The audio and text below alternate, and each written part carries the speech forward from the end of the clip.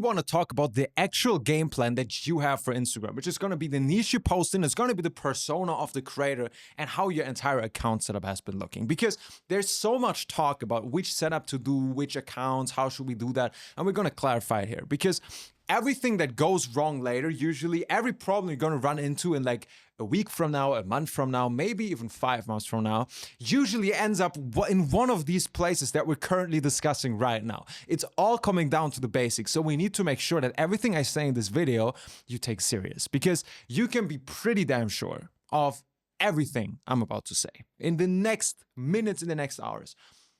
Everything. The only reason I can tell you this is because I fucked it up so many times. And it cost me hundreds of thousands of dollars and time and focus and everything that is dear to me. So you can be pretty damn sure this is the straight up game. However, before we even create accounts, we need to make 3 decisions, and we need to write them down and then stick to them. And the first one is the goal that we have of this creator. And I'll take the gym example because I think this is like the common denominator that everyone here has in common. Every single one of you has hopefully visited the gym at least once. And if someone asks you like, hey, is heavy bench pressing good? It's probably a yes and no, right? Like if you want to become a ballet dancer or a footballer, you might say, yeah, it might not be the best exercise for you, bro. Like you should probably stay away from bench pressing for now. But if you want to become a bodybuilder, like fuck yeah, you should do that. That's the best one to do. And it's the same way the content works, because the first question you as the agency have to ask yourself is not, oh yeah, which type of videos should we post? Which is, and listen, this is a question I get asked the most. This is the number one question everyone asks me. And the answer I always give to some degree is what I'm about to say, because you're asking the wrong question. You're already jumping like too many steps ahead. You have to ask yourself, what is this creator supposed to become?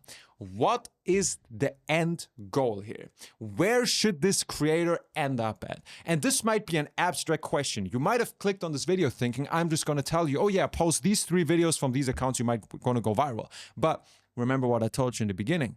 Are you willing to actually get good at marketing? Are you willing to make that sacrifice? Because yeah, it's not going to feel good.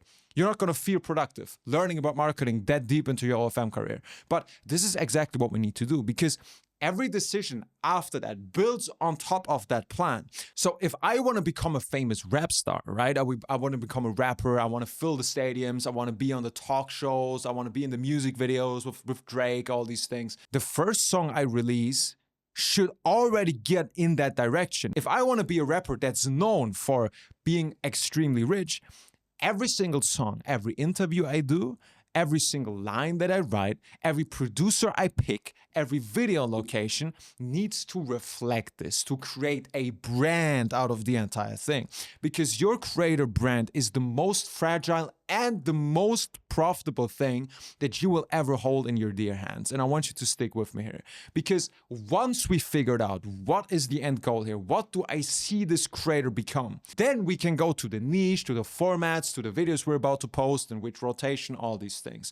Because, and here's the thing, when you curate your brand diligently and you nail the character creation, you nail the brand, you nail this question, almost everything else becomes obsolete. This is the thing, because this is a mistake we've done for a long time. We always mixed up the brand with the niche that she has. And I think most of you still do that subconsciously. You think her brand, right? Her branding is, oh, she's a teacher, or she's a Starbucks barista. Maybe she's even a McDonald's worker or a footballer, whatever in your eyes brand might be.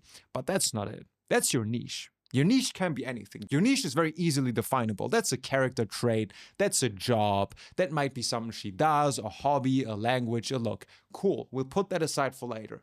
But her actual brand is her overall persona. And it's a very, very complicated thing. And in order for that to be done, you have to understand that this can be the difference between making 500K a month and 5K. So we want to curate that directly. And the best example of this is Conor McGregor. I'll just drop that out right here, because If you look at all the MMA stars, you don't have to be into MMA and to in the UFC to understand this example. Because the fact that I am able to say Conor McGregor did this right and you immediately know what I'm talking about means his brand is top tier. And it's not because he's a good fighter, because he lost his last fights. He got injured, he had a bunch of scandals. But guess what? The second he announces another fight, the stadium sold out. It's the highest grossing UFC event again and again and again, because his brand makes you not care about the product anymore. This is what I'm trying to get across here. If Conor McGregor fights, whether you hate him, you want to see him get beaten up, or you love him and you want to see him beat the other guy up, or you don't know him but you want to see what all the hype's about, people don't care if he wins or loses the fight. They just want to see him. They want to see him as the person in the press conference, in the trash talk, in the training, in the walkout. The second the fight starts, the people already got what they wanted. And this is what I'm trying to say here. Because if you build the right brand and people bond with your creator, they feel like they have a connection with her. They feel like she's different than all the others. It's something they haven't seen before. They stop caring about the product. They stop caring about, oh, this content piece in the chatting, can you do $5? Can you do $10? They stop reading through your bio on OF for 10 minutes before deciding to subscribe. They stop going through all your pictures to see, is it really worth it? No. Your conversion, your PPV purchase rate, your sales, your views, your subs, everything increases. And it doesn't increase because of the content that you post, but because of the brand that you have. So we want to make sure that we create the brand from day one, because everything is leading up to that point. And the most successful OnlyFans girls that you know, let it be Sophie Rain, Piper O'Cal, Jamie Liz, I could name 50 different names here. You think they're famous because of the content that they do? Is the content good? Kinda. But if you look at it, especially after watching this video, you will see all the flaws that they have. No. People stop caring about the product. They care about the name. They care about the person. And just for you to understand, there's creators making millions per month that do everything worse than you. Even right now, while you're just starting with the video, their content is worse than your content. Their chatting is absolutely dog shit. Their profile setups, the bio, the profile pic, the banner, it all looks ugly. It doesn't do anything. They don't follow any of the business principles. What else is the difference than they curated their brand from day one and they stuck with it? So you see how this action step is super, super important.